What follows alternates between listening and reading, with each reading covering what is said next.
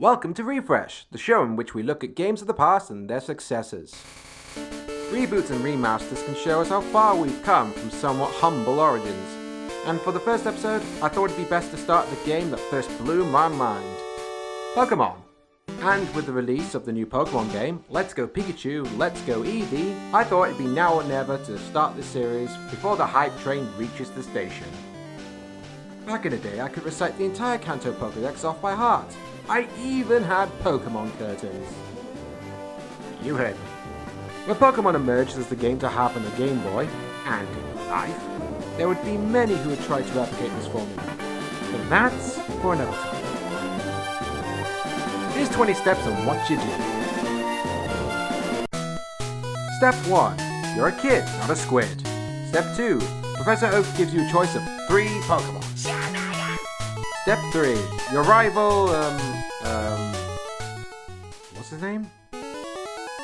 Audrey? I'm Gary Oak from Pallet. A naming function, you say? Perfect. Step 4. Leslie gets a Pokemon too, and it's better than yours. Yet you beat him.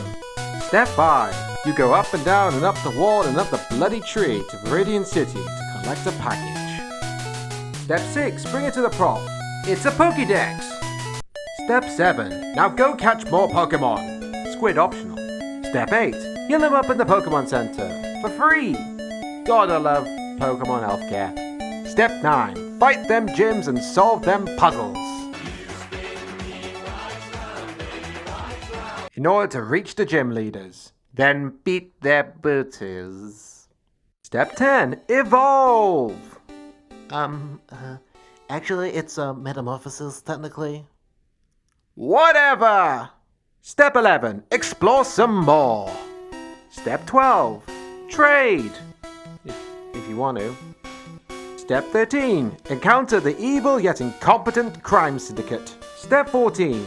Fight your rival and beat him again. Step 15. Repeat steps 7 to 14 until you've got all the badges and crush Team Rocket.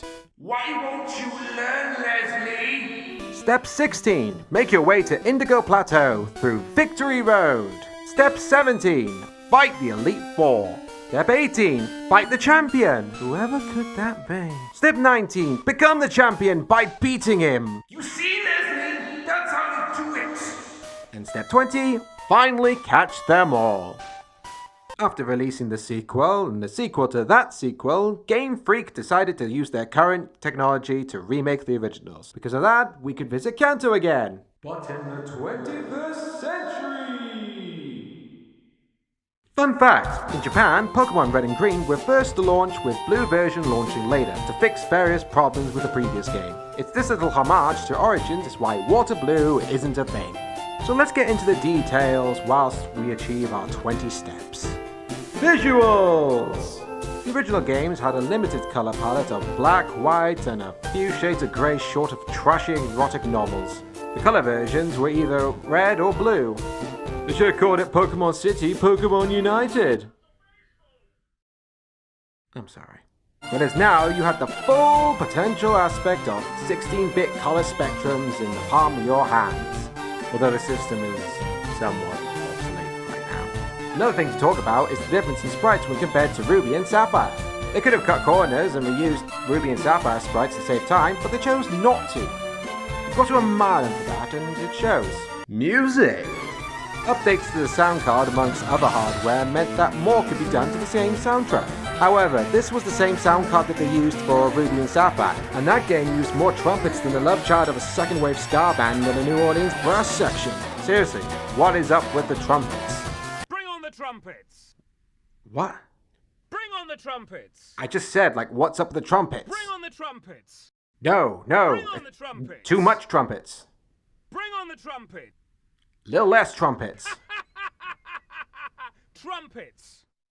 Overall, apart from a few changes in tempo, instrumentation, and even a few new songs for the game, there's still the same kind of music to enjoy from the old school days.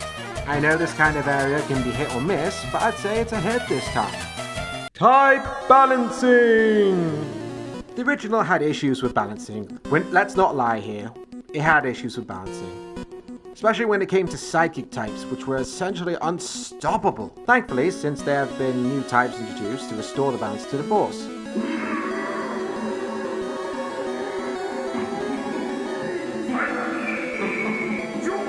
Psychic types now had a proper weakness in the form of dark types, or at least dark type moves like Bite. Funny enough, a lot of Pokemon can learn Bite, which can spell bad news for a certain gym leader / teenage witch. Otherwise, you had to use whatever means to hit them with shock and awe. As a side note, the addition of new types and balancing does affect the moves that Pokemon learn. A prime example is Charmander learning Metal Claw at level 13 in Fire Red. With it being a steel move, it's strong against rock types like Brock. Before, you had to either A. Search for a Mankey or something, B.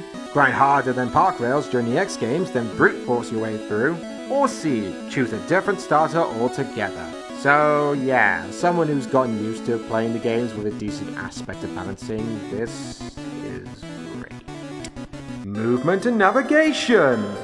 A lot of my time on Pokemon Red was spent walking around like a lemming. Mainly it was getting from A to B, but that was just enough of a ball ache. Plus, if you wanted to go on your bicycle, you have to get through a clunky ass menu, which nobody's got time for nowadays. Luckily in Fire Red, you can register it with a select button, and then be on your merry way before Freddie Mercury could tell you his opinion on the new Star Wars. Bicycle, bicycle, bicycle. Can't use the bike? No worries. You can also run fast.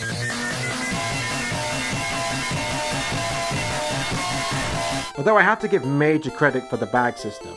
Not only for its sorting system, separating items by categories, but for allowing near limitless amount of space. Can't tell you how much of a pain in the ass it was to deposit my TMs for key items like gold teeth and keys and stuff. TGTV and other pointless crap. One thing I noticed when I played both games to get footage, when it came to OG Red, it was straight to the point, as a Pokemon game would be. For Fire Red, this wasn't the case. Fire Red commits the crimes that many games of its time are guilty of. How to play scenarios. Boot up the game for the first time, you're given a bunch of text telling you how to play. Probably unnecessarily pandering to new players. I figured out what to do in the original just fine back in the day. Then when it comes to the first battle with Leslie, it goes on to a tutorial about health bars and stuff. Again, I figured it out back then, no props. Then there's Teachy TV. It's the obstructing old man, but on the go. Kinda pointless in my opinion, but hey, you've got to consider noobs. I think Eager Raptor said it best in one of his sequelitis videos, in that, as games became more commonplace, there are more cases of players going, yeah, I get it. I can only imagine what it'd be like with the Pikachu and Eevee games. Pokédex! This time around, there's a new sorting system where Pokemon are categorized based on the habitat you find them. Now, I don't know about you, but I'd rather use the traditional system, thank you very much. Finding them by their number like I did back in the day. I still kind of remember 151 order. Once again, it's kind of pointless, but they were trying.